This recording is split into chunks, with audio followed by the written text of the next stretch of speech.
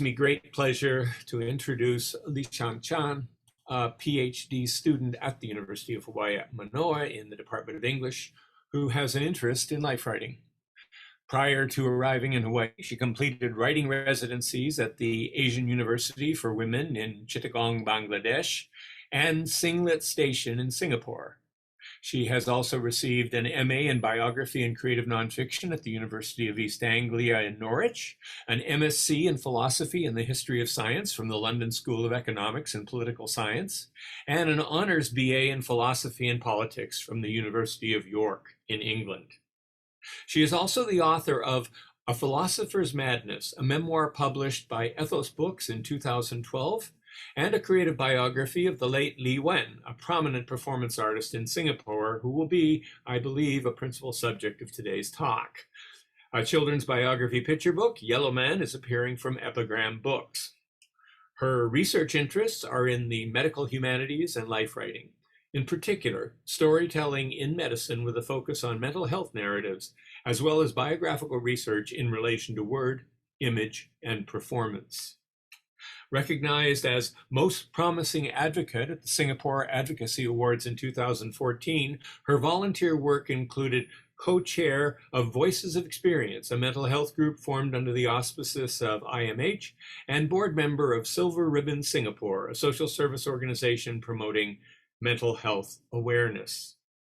And she is this year's co-winner of the Biography Prize, a competitive award for the most outstanding work produced each year by a graduate student at the University of Hawaii. On October 21st, Stephanie Sang, this year's co-winner, will be presenting her Brown Bag Biography seminar session. Stay tuned, and I believe Stephanie is actually here attending this talk today.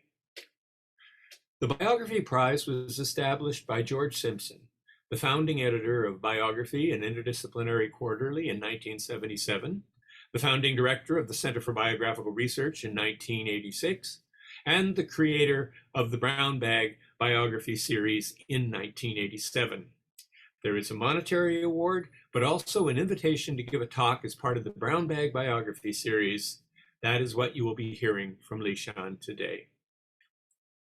Co-sponsored by Hamilton Library, the International Cultural Studies Program, and the Departments of Ethnic Studies and Asian Studies, her talk today is entitled Footstepping, Perhapsing, and Biobits. It gives me great pleasure to congratulate and introduce Lee Shan Chan. Thank you, Professor Howes, for the kind introduction. Hi, everyone. Thanks very much for being here today. We were at 67 Aliwal Street in Singapore. He was a Chinese Singaporean artist living in a district flush with trendy hipsters smoking shisha and a constellation of fabric shops owned by Indians, possibly Indian Muslims. May I record an interview with you? I had just bought a tape recorder and wanted to try it out.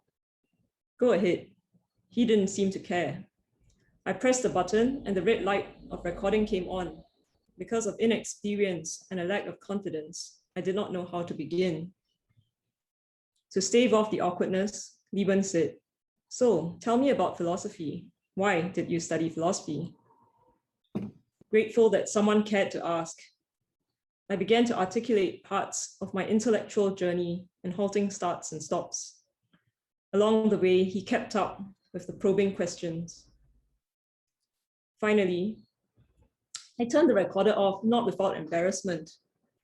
In a curious twist of events, the interviewer had become the interviewed. This was the same day that Lee Wen wanted to have a book swap. The book he wanted was Albert Camus' The First Man. The book he wanted me to have was the collected poems of Arthur Yap. Before handing the book to me, he wrote something inside and told me to read it later.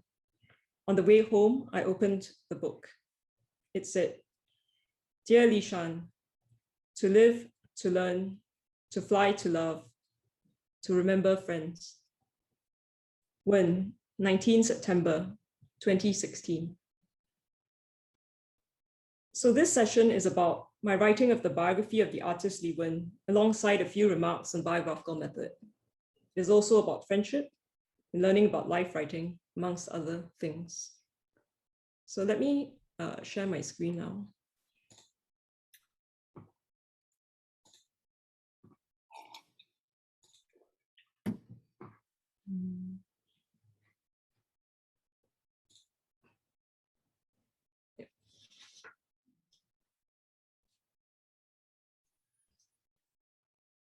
Let me begin the reading of my essay now. It begins with a quote. "A shilling life will give you all the facts." W.H. Auden, Who's Who. He was my subject, and I was his biographer.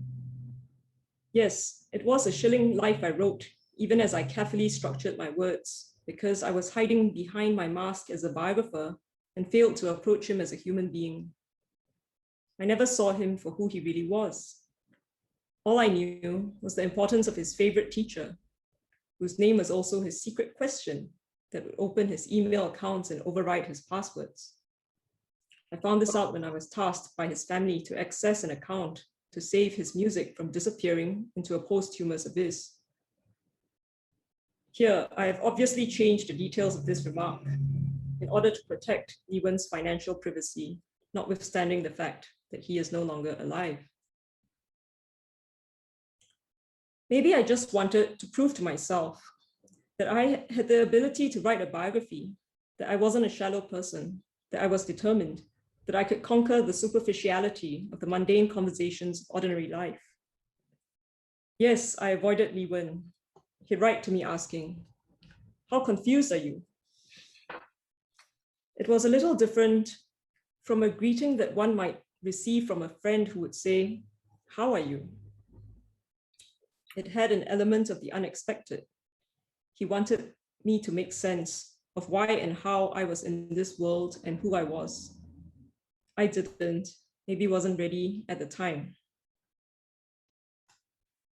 How do you understand another person when you have not understood yourself? Perhaps it is easier when there's a distance, or perhaps that is an illusion. Let me recall the first time I met Lee Wen in late 2012.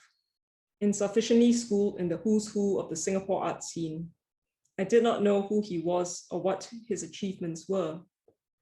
As such, my first encounter with Lee Wen was not an engagement with his intellect, nor with his artistic work.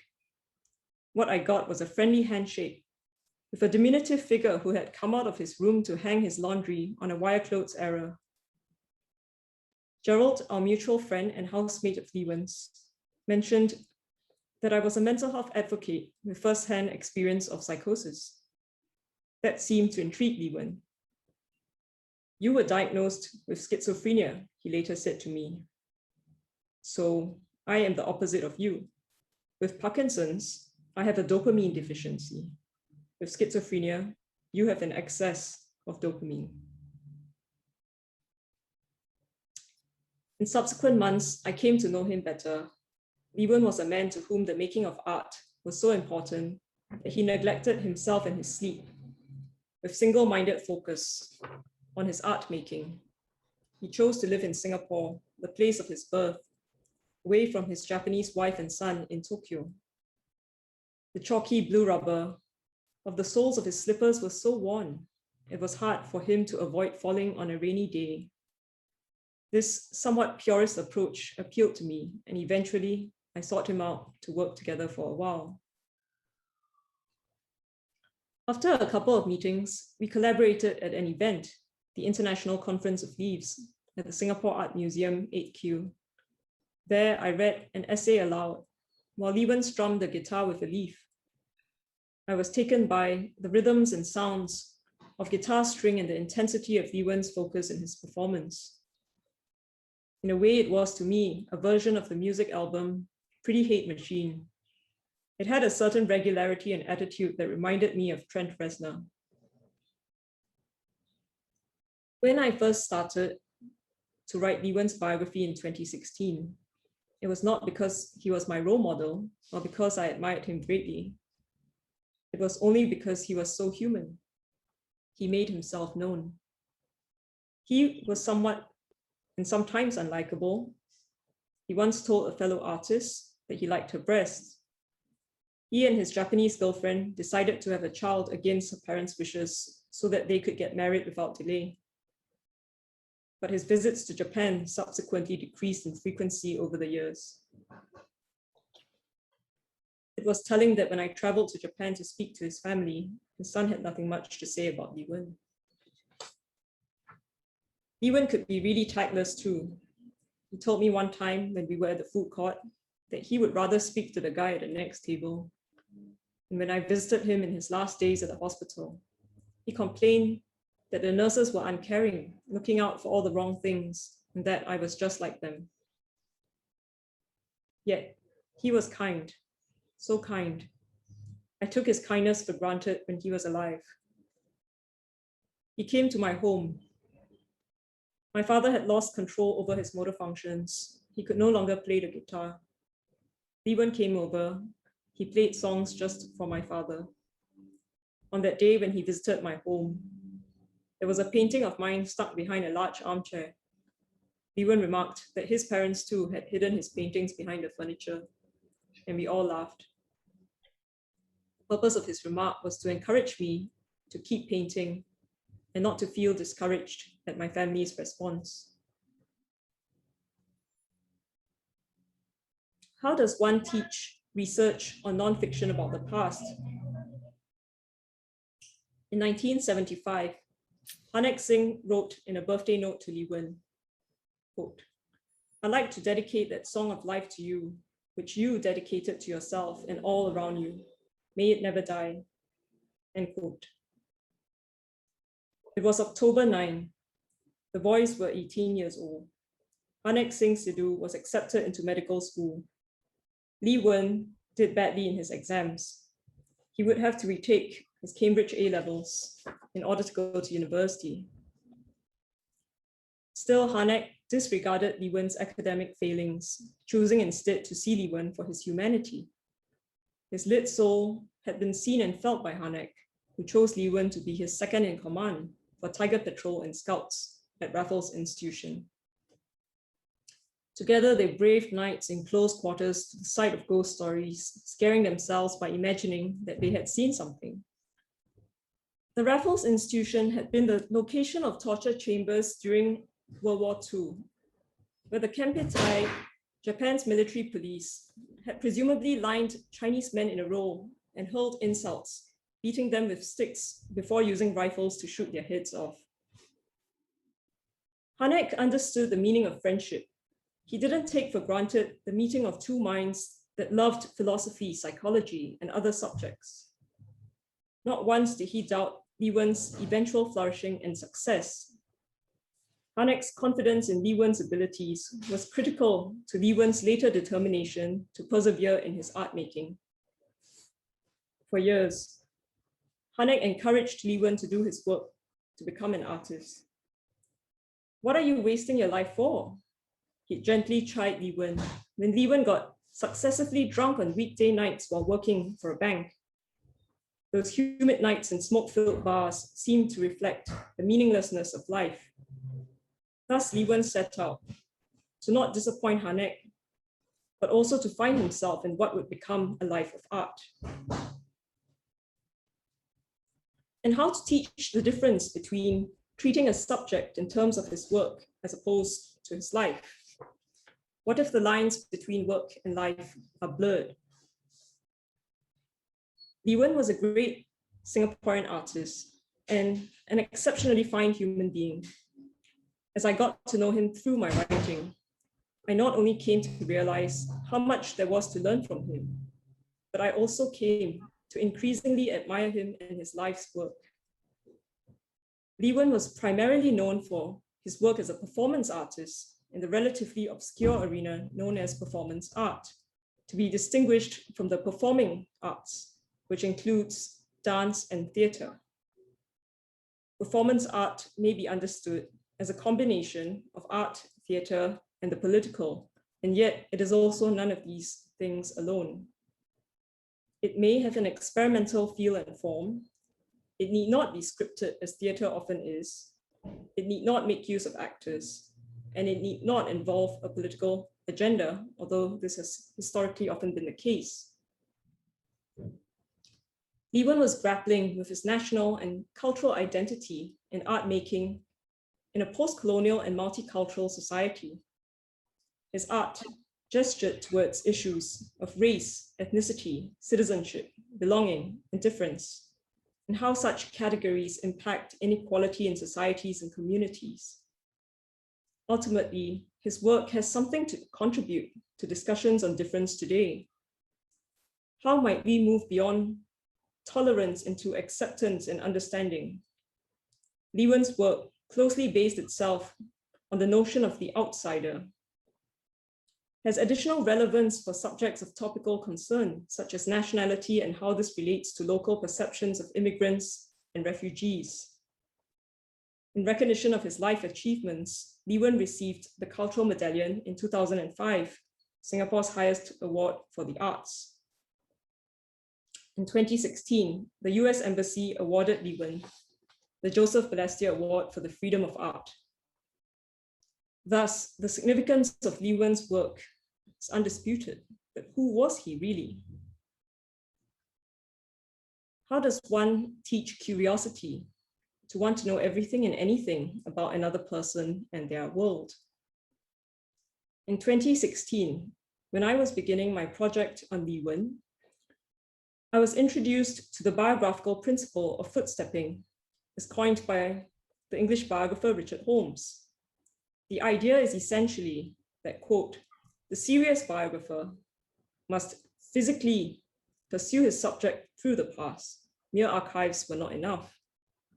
He must go to all the places where the subject had ever lived or worked or traveled or dreamed, not just the birthplace or the blue plaque place, but the temporary places, the passing places, the lost places, the dream places, end quote.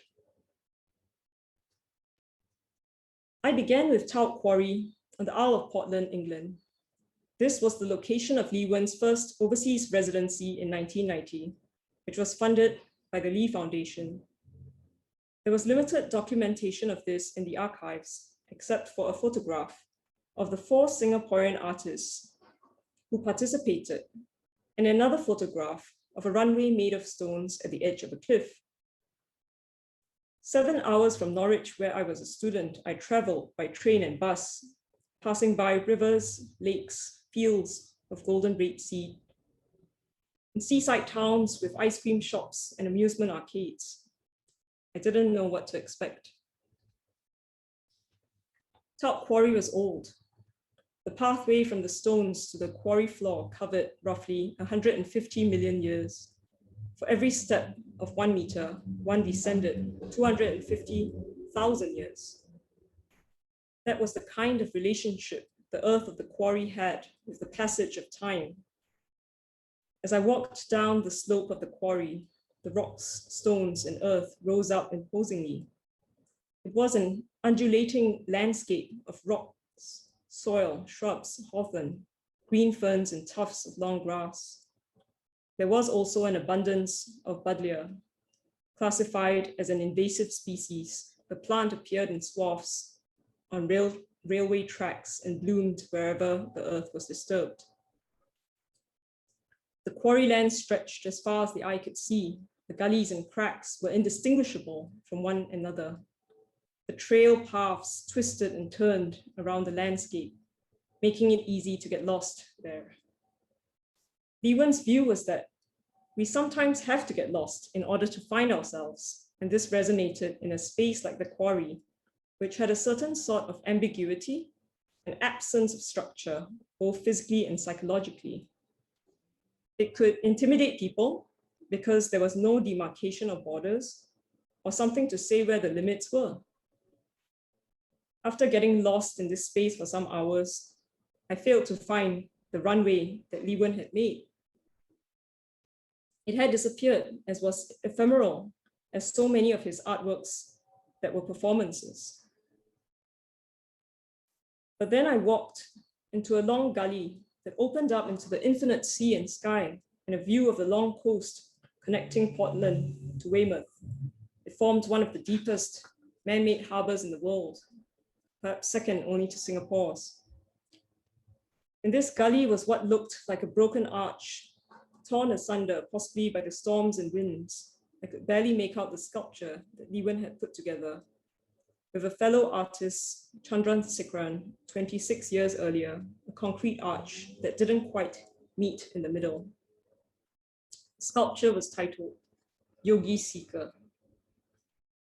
What surprised me was how the light fell onto the work and the shadows around it, and the idea that it would look different depending on the time of day or season in the year. It was my first time viewing an outdoor sculpture that wasn't placed on a stand in a museum, that changed with time and nature. I began to understand how art can be dynamic rather than a static object, how artists can engage with a kind of meditation with the environment. It was being in this space that allowed me to catch a glimpse of what it meant to work in a space where not only the landscape changed, but also the relationships between those who lived and worked in it. In this way, Footstepping provided a means to which I was led to further discoveries and a greater understanding of my subjects' experiences. Can perseverance and a commitment to do right by one's subject be taught? In 2017, 6 months into my serious writing phase of Lee Wen's life, I foolishly decided to show him parts of what I had written. Lee Wen managed to read the first 10 pages. It was difficult for him to flip the pages. Bent over in his chair, his Parkinson's seemed to be getting worse. He smiled. His mischievous eyes were lit. "It's good," he declared. "I'm very happy with it," he said. I was relieved. I was worried that he would hate it, that my efforts had been inadequate. I went home. I had a restful night for the first time in months. On waking up the next morning, I looked at my phone. Through blurry eyes, I saw the following message from Lee Wen. "Hi, I started to read your text more seriously and found errors and misunderstanding on every other paragraph." That jolted me like an electric shock going through my body. I immediately touched my phone screen to read the rest of his message. "I believe you wrote from memory, and although the 90% memory is all right, the errors unfortunately veered the truth away at crucial tangents that may seem unimportant details to you and your readers, but ouch, it pains me to find them taken as facts. What in fact, errors of carelessness, nearing insensitive, variables though unintentional, I find it damaging to the real me I'm trying to be." I was shaken to the bone. My subject had just reprimanded me for being careless in my fact-checking and not doing due diligence as a biographer. I wrote, "Dear Lee Wen, if I have gravely misrepresented your life, please forgive me. It is in the nature of biography that one is constantly chasing and trying to grasp an elusive character." He replied, "Hence, if it is fiction, then let's do fiction. But it seems you are doing a biographical narrative based on facts. Stop. Then what I recommend would be more thorough check on your note-taking and comparing two dues in the news media, such as the drowning of teacher Captain Tan. It was in the newspapers. The record library was in the shop of such a name in UIC building in Shenton Way, not in RI. My apologies if you are upset by the above comments, but they are meant to help you write better. I believe you can do it." Lee Wen's torrential remarks wouldn't have made sense to most people, but I seemed to understand what he was saying in that jumble of non-punctuated lines. A wave of relief came over me. These were tiny details that more thorough research and fact-checking could clarify. I had a tendency to overreact, especially when I felt that I was being criticized. As time went on, however, Lee Wen seemed discouraged. He didn't like my book. I even spent an entire artist residency period of 8 months working on the manuscript. But the more time and effort went into it, the more it seemed pointless to hope that I would do a reasonably decent job of this biography that would satisfy Lee Wen. I was so discouraged. My enthusiasm began to dry up. Sometime in 2018, he sent a message. "Are you still coming back to work? I was silent. He tried again. I mean, don't you want to or need to? Again, I paused before responding. I think I might be done for now with the project, I replied. I really did not feel like talking to him. It would take another year before I would return to the manuscript. I put the draft aside and traveled to Bangladesh to work with marginalized young women from the region and took down their stories and taught life writing at the Asian University for Women. I stopped thinking about Lee Wen. In March 2019, I decided to start working on it again, for Lee Wen had died of a lung infection. He would never see this book to its completion. I, despite being inadequately skilled and or knowledgeable, had to carry on. And I had to do so in a way that would do right by Lee Wen. I had to become more systematic in the organization of what data I had. I trawled through our conversations on Messenger and WhatsApp, scanned through my photos folder, categorized recorded interviews, worked further on my fact checking. I wish he'd been alive to see this happen. How do you teach passion, what might seem to be almost obsession for one's topic, a relentless pursuit of another's life? Perhapsing is the use of words such as perhaps, maybe, suppose, if, what if, might have, could have, possibly, imagine, wonder, and perchance, in order to speculate on the interiority of a life. The author and academic Lisa Knopp averred that perhapsing can be used to improve what might be a thinly developed scene or reflection. Through perhapsing, the writer is able to add richness, texture, and complexity without crossing the line into fiction. Thus, I dabble with the use of words such as I imagine in an attempt to include and involve more of myself in the text, which at the time focused almost solely on the subject and details of his life. While writing the life of Lee Wen, it became clear that I needed to be less distant and less detached. One option was to bring in more of the imagination through the use of perhapsing. I chose to represent the death of Lee Wen's best friend through an imagined dialogue of their final conversation. The conversation began with Hanek wanting to meet up with Lee Wen and Lee Wen not being able to meet up. He had to commiserate with another friend who had lost his girlfriend. By 6 a.m., Lee Wen would have received a late night phone call from Petra, Hanek's wife, telling him that Hanek had died of a heart attack. Dialogue is a challenging and controversial element in biography writing because it raises questions of ethics as well as the blurred line between fact and fiction. In this dialogue, I was careful to use the words I imagine to indicate clearly to the reader that this part of the narrative was imagined.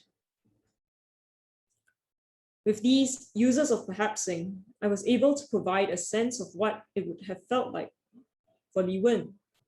But rather than just stating the details of my research, I had to climb into Lee Wen's shoes for a while and use my imagination to consider his point of view. And it is this subjective element of biography writing that is difficult and elusive, for the facts do not give the truth of a life. As Ken Robinson wrote in John Batchelor's edited collection on the art of literary biography, quote, "Biographers are not biographers, but chroniclers if they merely offer us the facts. What we look for from them is an understanding of what it felt like to be this person living through these events at this time," end quote. It is difficult to pin down the process that a biographer goes through to create this understanding. Originally, I thought that understanding means getting into the shoes of your subject, denying yourself, and keeping yourself out of it. I thought it was the Keatsian idea of negative capability that best described it. Negative capability is the practice of diminishing the self in order to increase understanding of another person. But now I'm wondering if it would be more accurately depicted, as Richard Holmes put it, more deeply fleshing out, quote, "My most personal responses, my feelings and speculations, my questions and conundrums, my difficulties and challenges, my travels and my visions." End quote. Perhaps it is a little bit of both that does the trick. The point of perhapsing is, in the end, an attempt to introduce more of the subjective into the text. Regardless of how one explains this process, however, the end goal is to perfectly balance the subjective and the objective, which I found extremely challenging. Thus, you can imagine how excited I felt when I chanced on Richard Holmes talking about balancing the subjective and the objective in biographical writing. He wrote about his notebooks where he divides each page into two columns. In the right column, he writes down the biographical facts, what he discovers from the archives, and observations.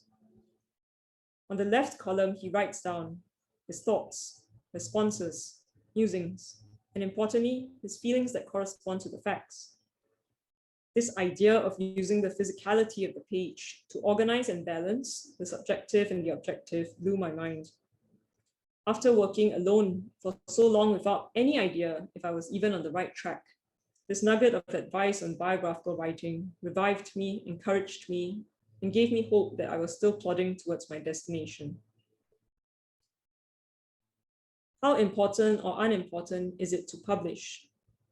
In August 2019, I signed a contract with Epigram Books Singapore to deliver a picture book on the life and work of Lee Wen. In addition, I have signed a contract to publish the longer biography in 2022 next year. When does one experiment with biographical form?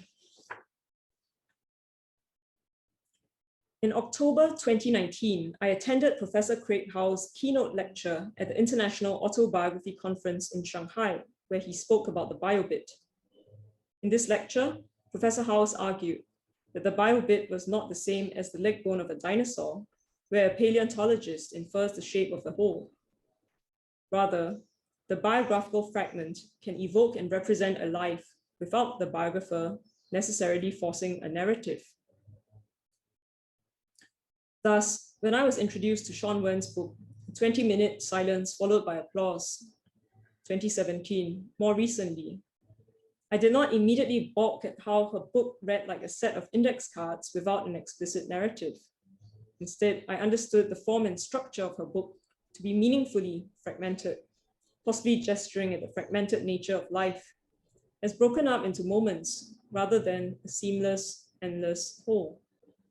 The impression one got as a whole was of something that was simultaneously whimsical and profound. It made me think of Jonathan Coe's Like the Fiery Elephant, a literary biography that passes the life of its subject in fragments. I was sufficiently impressed by her book to try something similar for my manuscript on Lee Wen. In the end, I structured my manuscript as comprising 120 biographical fragments to deliver a glimpse into the life of Lee Wen. I wrote in the contents page, a life in 120 parts, to explicitly give the reader a signpost that it would be a creative approach. I chose the word parts rather than fragments or pieces because contained in the word is art. I used parentheses to draw the reader's attention to this. Finally, I divided the 120 parts into 8 sections to make it easier for the reader, and gave titles to each section based on Lee Wen's songs, such as Big Sky Mind, Melt the Stars, and Sunflower Revolution. In this way, the structure of the book is arguably creative. This might be appropriate for the life of a creative figure, and includes timelines, the subject's views on a variety of topics, meditations on art, biographical vignettes, images, found objects, and snapshots of everyday life. I then came up with titles for each part. For example, meditations on art were titled variously: Art is Loud and Unavoidable, Art is Establishment, Art is Expensive, or Art is Freedom. Vignettes had titles such as Awful Haircuts, Growing a Beard, Serious Conversations, or Living with Punks. For opinions of the artist, I included titles such as Win on Suicide, Win on a Good Audience, Win on Political Detention. Yet, On my initial attempt at restructuring the work in a similar way to Shan Wen, I discovered limitations in what for me seemed to be problems. One problem I had with Shan Wen's book was that it did not contain any bio bits about the childhood and development of her subject as an artist. But I didn't want to leave this out in my book on Lee Wen. There is, in fact, an entire genre devoted to this, the Kunstlerroman, or artist novel, which is a subset of the Bildungsroman or coming of age type books. I think the biographer must include something substantive of the childhood of the artist, because this is something that art catalogs and art writing by art historians will rarely, if ever, include. In using the bio bit as a foundational element of the text, there is no narrative, and therefore it might be thought that no narrator is necessary. Thus, in Shan Wen's book, she did not include herself in the text. But because of her absence, there was no discovery of the self through the subject, as might be seen in other biographies that utilize a different form and structure. For my specific purposes, I needed to include myself in the text, if only to show examples of Lee Wen in a personal encounter in an everyday life situation. This is also one advantage of writing about a living subject, that the biographer is in a position to make such material available for the subject to come alive on the page. In the last couple of decades, I believe that biographies have also become highly attuned towards including the narrator explicitly in the text. In his essay on literary biography, Philip Holden wrote about biographer-centered text as a technique more commonly found in biographical writing today. He also notes there is, quote, relative critical timidity, end quote, in many literary biographies, by which I think he means biographical writings that introduce meta-narratives or meta-theoretical ideas on biography within the texts themselves. This said, I have tried to include some elements of this in my manuscript. Thus, there's a transcribed conversation of Lee Wen and myself where he tells me he won't be contactable in the future because he is going into seclusion. It turns out, after a fashion, that he is tired of talking about himself and answering questions about his life. He then tells me to go get yourself a buddy or something and forget about work. Is it right to try to persuade someone else to share their life? Can patience be taught? What was a biographer to do? If I agreed not to ask him further questions about his life, I'd be missing the data I needed on the important subject of his family life. But if I pressed on and pushed him further, he might get so upset that he might really refuse to speak to me. In the end, I decided to drop the subject at that point and pursue questions about his art and art making as he wished. A couple of months later, he ended up talking himself into his personal life as his art making spilled over into it. I did not need to press him, and I nevertheless had some data on what I initially wanted. From this, I learned two things. One, I learned that a subject as a living person is a human being and not just a subject. Just because there's a biographer-subject relationship, it doesn't mean that you should stop treating your subject as a human being, respecting their doubts, anxieties, and frustrations. What this means is that the boundaries will be blurred, and it is necessary to live with some ambiguity. Two, I learned that time solves a lot of problems. If you develop the patience to stick around for long enough, your subject will usually become comfortable enough to share. It is important not to be fixated on getting an answer to your question, but to be flexible enough to allow things to happen organically, and for the subject to be psychologically ready as well. Throughout the manuscript, I also intersperse short dialogues of recorded conversations between Lee Wen and myself, where I am beginning or ending an interview. In a way, the meta conversations serve to foreground the narrator and to have the reader understand something of the nature of biographical research. Can biography writing be taught? As I am reflecting on my journey in biography writing, I have some thoughts on how I might go about teaching another person about what I have learned.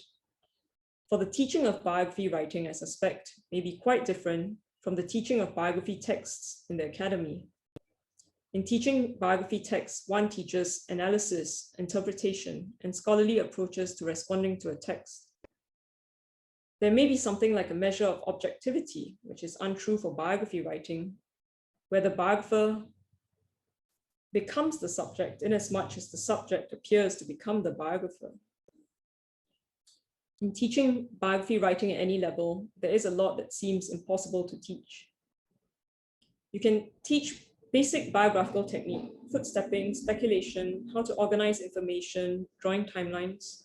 You can teach the structure of story, precision of language, and conscientiousness in fact-checking. You can teach biographical forms and ways of structuring text and how one might interweave gender, queer, feminist, post-colonial, or other theories. But how do you teach them what they have not experienced for themselves? Is it possible to teach honesty, the subtleties of subtext, the clarity of thought, and the art of listening and attention be taught? And how does one teach a student when to be responsible to a subject, sharing confidentially, and when to be responsible to the reader who should know what actually happened? Questions abound as I've interspersed throughout the piece, but there are no easy answers. Still, it is the struggling with these questions that have made the process so rewarding. It is like driving a car. One needs to do it to understand it, and reading a manual on how to drive is not good enough. Thinking about this project on Lee Wen and how I have grown through working on it, I feel a little weary, but also nostalgic. In working on this project of Lee Wen, I have become not just a first-time biographer, but a children's book author, a writer situated within a literary community, and a life writing teacher. I have been tested both in terms of knowledge of how to solve problems in biography writing, but also in terms of my capacities to endure and overcome obstacles in my path. Still, I have frequent bouts of self-doubt even today, but my friends never gave up on me. Just thinking about all the people and organizations that have encouraged me and given me opportunities along the way, I feel incredibly touched, and I am glad that I have made it to this point. Thank you.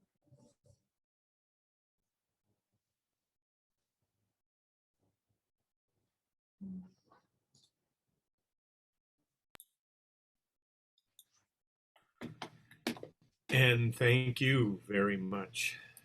That was quite a tour. We do have some time for some questions. So if people would like to post things in the chat, I would be happy to pass those on. I'll start just by noting a few talks, and we've already got some questions. We'll start with John Zern. Beautiful talk, Lee Shan. How did Lee Wen's artwork and your own responses to it play into your biography? Did you have to resist or embrace an impulse to interpret them as autobiographical? Was that an element in your prelapsing?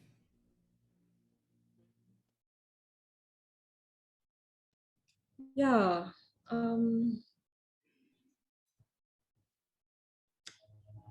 That's a tough question for me. I guess the first thing that I was trying to figure out when I started on this project was how much of Lee Wen the person and how much of Lee Wen the artist that I wanted to position in this piece. And when I first started, it was really very much about Lee Wen the person, Lee Wen the man and his life. Not as much in fact about his artwork and my responses to it, although and then but later on I realized that in a later version of this project, I realized that people are actually much more interested to know about Lee Wen as an artist, because that's his public sort of persona. And so that led me to really feel that I had to engage his artwork and my responses to it a little bit more. honestly, I'm not sure if I have really done a very good job of it. You know, I feel that there's so much more to explore in terms of his specific artworks and not just my responses to it, I guess, but the importance of his work in debates today. I only managed in the end, I think, to just highlight, you know, a few of his works that the artist himself felt was important. Uh, Personally for him, and yeah. So, for example, Journey of a Yellow Man is his best known work. But honestly, when I approached him to ask him about it, he gave a tired looking face and you know, and kind of was quite reluctant to speak about it because I guess it's sort of like the artwork that most journalists and other people would be asking him about, and maybe in his mind at that time, when I was asking him about it, maybe he did feel that, could you please ask me about something else, you know, some other artworks of mine, you know, something like that. So yeah, so in the end, what I worked with at that time, you know, some of his works, like there was this one particular one called Nocthema, where he walked in a circle in a yard for 24 hours, and he was telling me about how he was having visions, you know, or essentially hallucinations from just walking in a circle for 24 hours. And I would say that if we look at it so-called more objectively, or, you know, this is not a very famous work of his, but I think it seemed to me, at least the way he told it to me, that it was very important for him, you know, and my response to it, I guess, was that I was really impressed by it, because I couldn't believe that a human being could do that, you know, and originally I thought that maybe it would be interesting or useful in terms of getting into the shoes of the subject for me to attempt walking around in a circle, maybe even for an hour, if not 24 hours, right? I found it so intimidating, that idea, that unfortunately I don't think I even made it past like 10 minutes. Yeah. So sorry. So the question, my response to, so that was my response to it. In the end,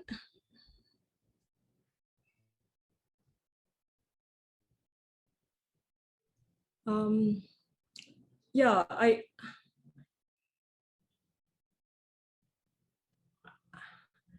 think the parts where I imagine, where I do the perhapsing,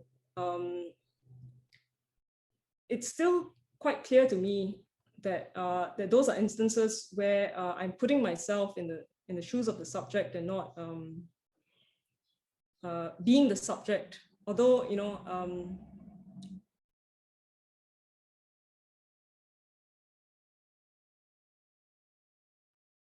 yeah. So, but it's a really good question about, you know, to what extent was that almost like autobiographical, right? It's almost like, it's true, you know, there were some notes that I was making that was not in the manuscript, that it's almost like I'm writing from the I perspective, trying to just see how it would feel if I were the subject. So I did have a few of those experiments. Yeah.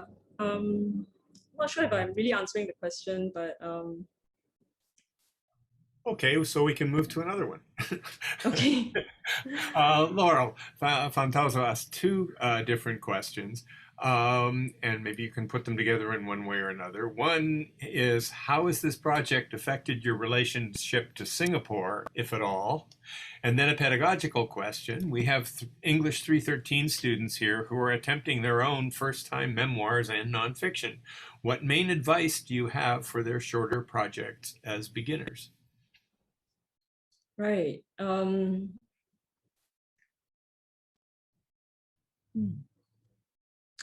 Yeah, you know, I, when I first started this project,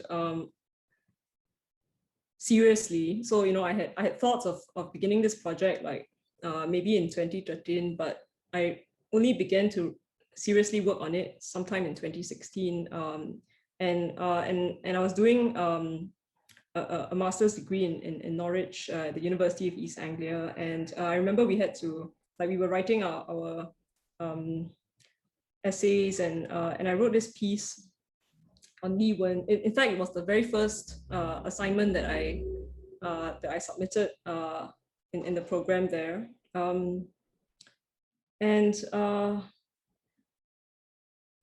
remember titling it, you know, I remember titling it "Remembering Lee Wen," and this was in 2016, right? So all my classmates were wondering, has he passed on? You know, they were asking me, and I said, oh dear, you know, because I had literally just was thinking of like what I was remembering, like, you know, my memory, and then not realizing the implications of putting it that way. Anyway,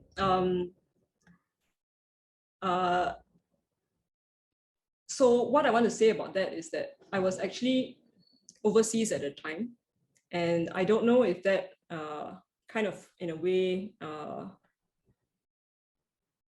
subconsciously made me feel even closer to home, closer to Singapore. You know, like I think Raymond Rashid, the Malaysian writer, had said something about. I remember reading something he said about like how Malaysians who were abroad were so much more Malaysian in a way than Malaysians at home, and that kind of stuck with me, like, you know, like whether or not, made me wonder if I felt more Singaporean being overseas than being at home in Singapore. So yeah, I think I had personal reasons for wanting to start this project because I was very sort of mentally very connected to the work of this artist. But then, especially the music part, is a pity that I may not have a chance to play this music at in this session. But I think it definitely has also like in terms of my relationship to Singapore,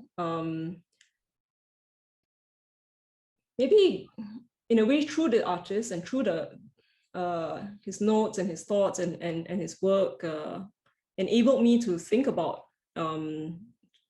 Singapore in a different sort of way, you know, through the perspective of this artist, and perhaps even form like quite a few of or clarified or made clearer to me various ideas, you know, about multiculturalism and things like that.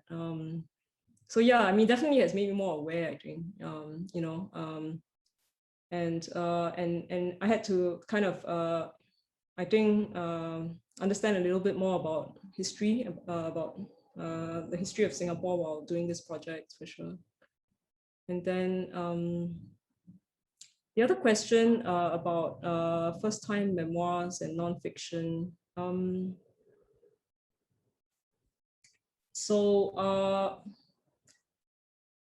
I don't know if I'm really in a position to, like, you know, give advice, but I think a couple of things that were really helpful to me, I guess, are like having a timeline. You know, it's such a simple and basic thing, but yeah, I felt that it really helped me to kind of just assemble the various parts of a life, like in, you know, chronologically. I think that helped a lot. yeah, and I guess this is quite there's nothing sort of this is a very common sort of understanding that that to begin at the part where that you're able to begin with, right? Instead of like having a very structured sort of outline and then trying to work from the beginning, it's much easier to start from the point that moves you the most and you're most able to write about, and then just sort of begin and really just work from there and see how it goes, I guess. Just as a follow-up on that, because you are a published memoirist, and were before you started in on Lee Wen project, what differences did you find between writing your memoir and then writing the biography? Right. Yeah, I think when I wrote the memoir that I wrote, in a way it was very raw,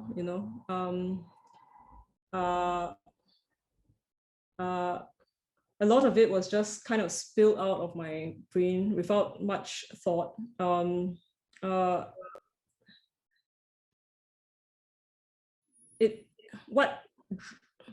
The thing that drove me throughout the whole process, I remember, was just wanting to remember,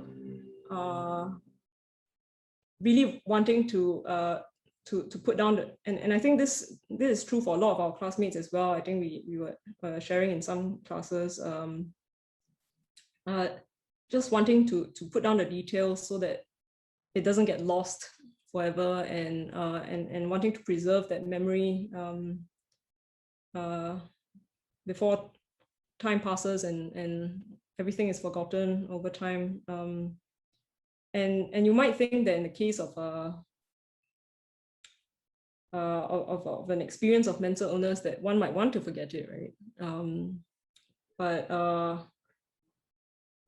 yeah, I don't know, maybe just like some of us are, like compulsive note takers and just like to have some kind of a record of what has happened. When I started the project on Lee Wen, it was I think I was a lot more conscious about my processes and how I was going about doing it. I kind of ended up writing about Lee Wen. I think when it was like, yeah, maybe around 2013, I thought that I might like to write about Lee Wen. And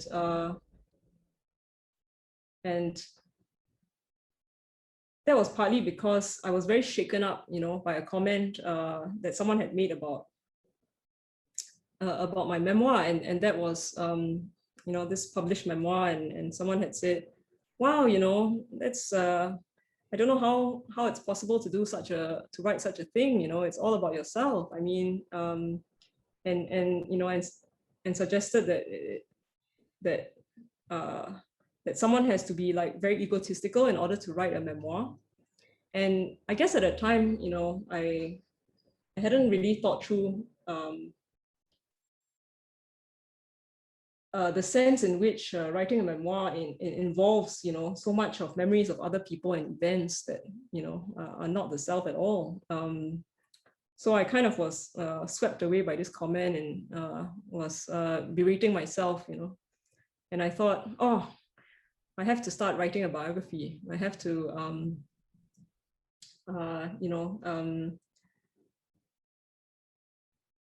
find out what else is going on in this world, which is interesting and important and relevant. But instead of kind of, and I know some people do this, like have a list of potential subjects and sort of narrow down.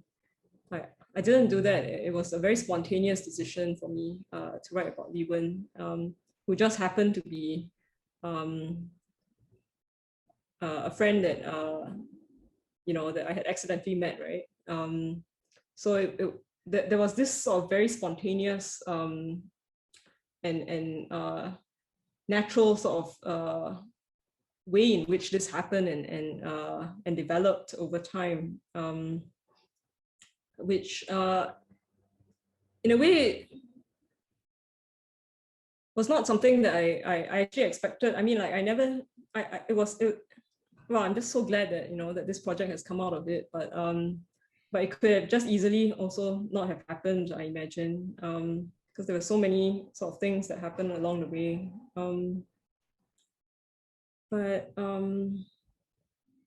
So I guess, sorry, what was the question about again? Oh, I think you answered it. Okay. It was just about the distinction between writing a memoir and especially having a published memoir and then moving into a biography, that shift from self to other. And I think over the course of your talk, you've really demonstrated how it's not quite that easy. That when you're, you know, the minute you start mentioning other people in a memoir, you're writing biography. And the minute you start writing about your evaluation of another person's life, you're writing autobiography. So at any rate, what I would like to do is join into the many people here. We always try and make sure that we finish the session on time. So I'd like to have people join me in, as they are, thanking you for your talk and congratulations again on winning the Biography Prize. And we're all looking very much forward to see what you're going to do next.